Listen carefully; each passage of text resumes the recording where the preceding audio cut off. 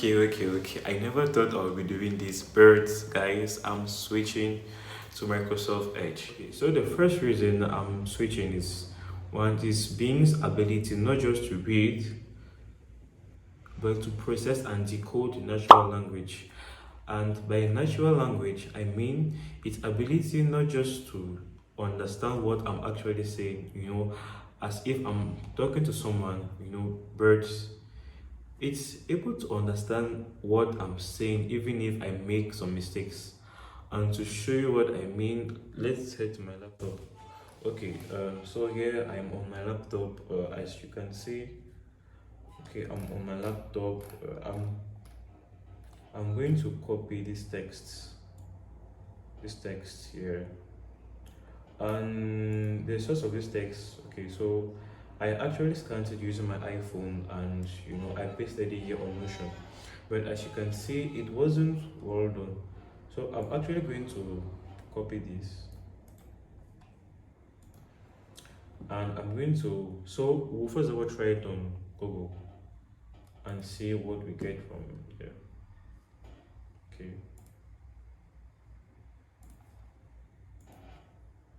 Okay. So we'll just paste it and on Google and see what we have. Okay. And I want us to focus on this particular point here. Google has an auto correction feature where sometimes if you type something badly here, it will auto correct it. But as you can see, okay, so but sorry, it's in French. It didn't really do something, like the text here. It wasn't able to highlight the mistakes and actually make a sense out of this. Then now let's actually go and try Chat GPT or Bing. Okay, I can. So there's a prompt that I actually use. I can I can ask ChatGPT like, okay, hello, let's first of all check if it's okay. Hello. I can also do it on ChatGPT, so like to really have a comprehensive view. Okay, that's right. Okay, correct this for me, please.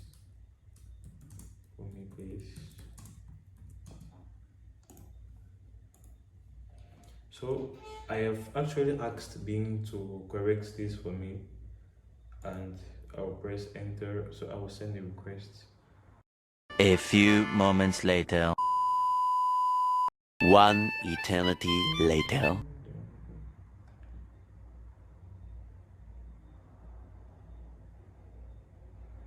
Wow, I'm so like, I mean, if you're not a native French speaker, I mean, this is really useful because like sometimes you as a medical doctor, you don't want to really waste time, and you just want to be and you want to be able just to really have, I mean, okay, this is really bad. That's one reason. On Google, you will spend literally hours like trying to really find what is what, and I think that is really so. So that's one of the reason, and I can actually do it on Chat GPT. Yeah, I've tried it a couple of times. And to actually get how this how this works, I actually made the PowerPoints to really show you guys how this works. Okay, so here we are on PowerPoints, and this is the same text here as we saw before, as you can see. So here is the input. The input. You know, when the input gets sent into ChatGPT, ChatGPT would actually try to scan the text. It will actually try to scan the text, and then it will try to analyze every single part of the text. And here I really color coded it. Some words are in purple, blue, red, green, and yellow. Yeah. And then I call this part deconstruction because once it scans each and every word, then ChatGPT tries to deconstruct every single phrase, and like just like the human brain, it tries to make sense out of it. It tries to find a link between every single word and sentence, and it is also able to highlight,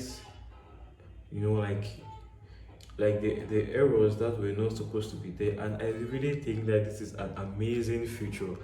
I mean, wow, this is amazing. And once it's done highlighting the errors, it actually deletes it. As you can see here, it actually deletes it, so it just blocks it off. This is really really cool. It's something that I could never think it was possible. And then here is our results.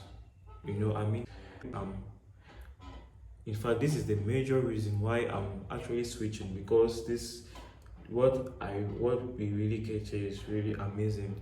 Then the second reason I'm actually switching is like multilingual support. It's just like unlike other browsers. Oh, if you can really analyze the chat, I responded with hello in. I first talked to ChatGPT in English, you know. Then here I gave it a sentence in English and followed it by something in French, and it understood what I was asking. And I think that it's something that is really important, because like for someone like me, sometimes when you speak so many languages, there were times that you get mixed up. Like in French, I wouldn't really know the right prompts, but in English, as you can see, it's really really nice. And there were so many examples that I am that I could really show you here, but that's just that. So okay, the third point is its ability to summarize articles or links. Okay, so let's say that you are in for a research project, and like, I don't know, like if you're writing a blog or a YouTube script, and you have to go through thousands and thousands of web pages or blogs or something. So in being, I could actually come here and maybe, I don't know, like when me say the history of the people of Hawaii, and let's wait. I just click on this. Okay, I can actually come and copy this link, head back to being, and ask it to summarize this for me. Let's wait and see its response.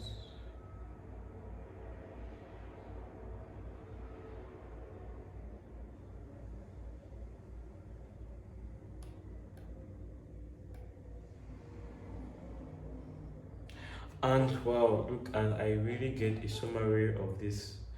Look, some of you may think that maybe this thing is very stupid, but I think that this feature it's really a time saver, because like most times we don't have the time to read every single article, but here we can really glance through the essential points, and if we feel convinced that is really nice, then we can head back to the website and really go into the detail. Yeah, so that's why I think it's very very very very very nice. I know